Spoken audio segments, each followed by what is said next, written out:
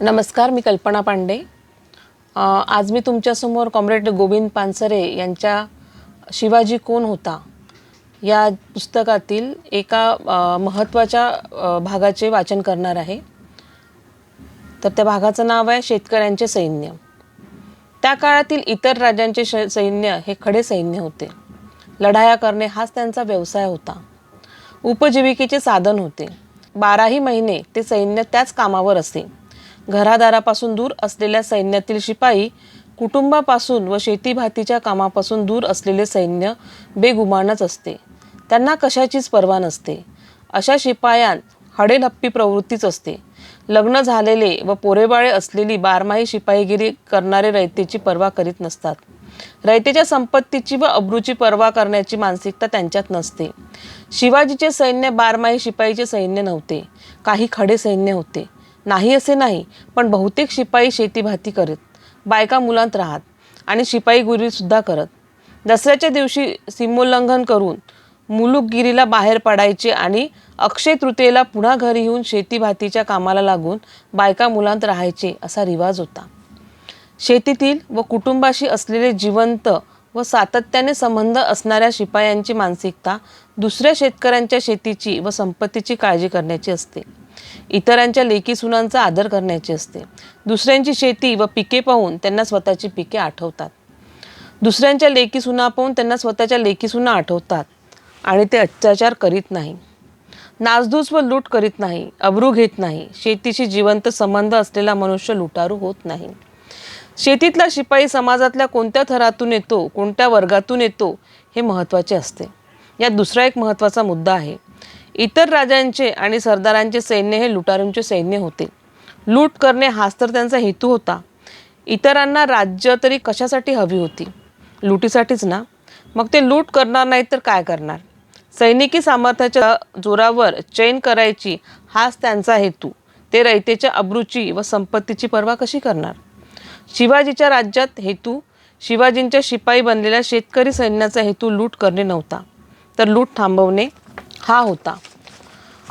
वर्षानुवर्ष केलेल्या लुटीचा, अन्यायाचा प्रतिकार करायला जे सैन्य उभे ठाकले होते ते लूट कसे करणार? अन्यायाचा प्रतिकार करायला जे उभे राहतात ते स्वतःच अन्याय करीत नसतात। याचा अर्थ शिवाजी महाराजांच्या सैन्यानं कधीही आणि कुठेही लूट केली नाही असा नाही, पर मुलखात जाऊन लूट केली होती। सुरतेची लूट तर प्रसिद्ध आहे, परंतु ही लूट करताना गरज म्हणून व आवश्यक म्हणून संपत्तीची लूट केली, इतरांच्या अब्रूची नाही। यात आणखीन एक मुद्दा आहे। इतर राजे सैनिकांना पगार न देता लुटीतला हिस्सा देत, स्वाभाविकच सैनिक जास्तीत जास्त लूट करीत। शिवाजी महाराजांनी सैनिकांना लुटीतला हिस्सा देण्याची रीत रद्द केली। लुटीची सर्व ऐवज खजिन्यात जमा करायचा आणि सैनिकांना ठराविक मेहनताना द्यायचा अशी रीत पाडली। यामुळे लूट करण्यात आणि जास्तीत जास्त लूट करण्यात शिपायांचे हितसंबंध राहिला नाही। लूट मिळो अगर न मिळो, कमी मिळो अगर जास्त मिळो, सैनिकांना पगार मिळत असे। त्यामुळे उगाच लूट करण्याची, चैनीसाठी लूट करण्याची प्रवृत्ती राहिली नाही।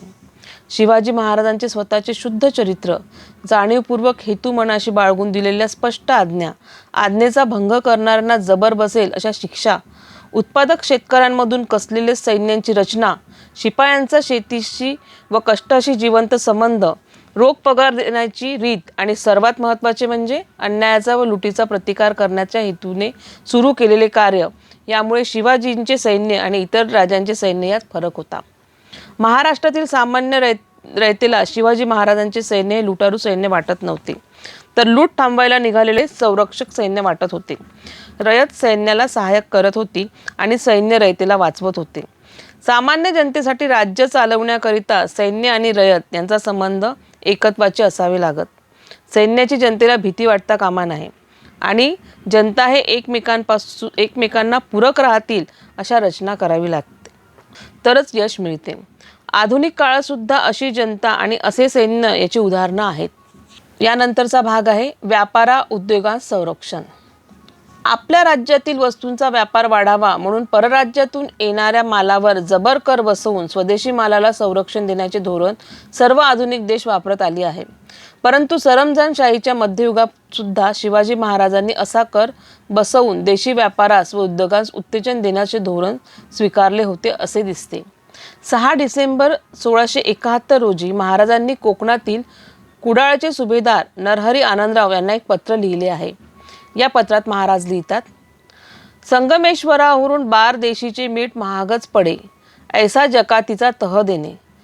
जरी जबरी जकातीचा तह नेदा, मुला हिजा कराल, म्हणजे कुल उद्मी खळक बार देशाकडे ओढेल.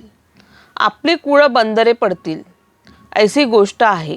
तरी रोखा पावेल तेच घटिकेस कुळ घाटी जकाती जबर करणे.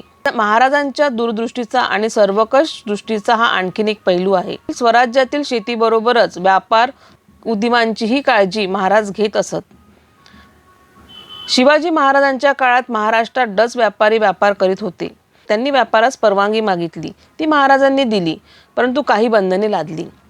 त्यात जकातीचे एक बंधन आहे. शिवाजी महाराजांनी डच कंपनीला 24 ऑगस्ट 1677 रोजी कौलनामा दिला. त्यात म्हटले आहे, जिंजी प्रांताच्या परिसरात डच कंपनीला व्यापार करण्यास परवानगी देण्यात येत आहे. डचांचा कुड्डलोर येथील मालावर 2.5% जकात भरावी लागेल.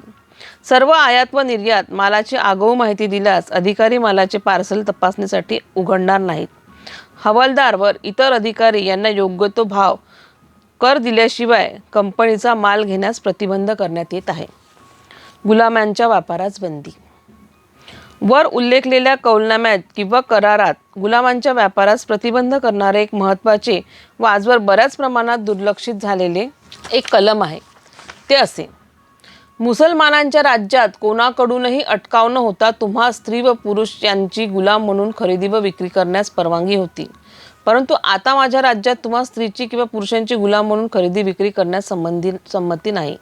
जर तुम्ही तसे करण्याचा प्रयत्न केला तर माझे लोक तुम्हास प्रतिबंध करतील. हे कलम कटाक्षाने पाळले पाहिजे. ज्या काळात गुलामांचाही व्यापार भारतात कुठे कुठे चालला होता, स्त्री पुरुष मजूर पकडून गुलाम करून परदेशी जबरीने नेले जात होते, अशा काळात स्वतःच्या रयतेचा गुलाम म्हणून व्यापार करण्यास शिवाजी महाराज प्रतिबंध करीत होते.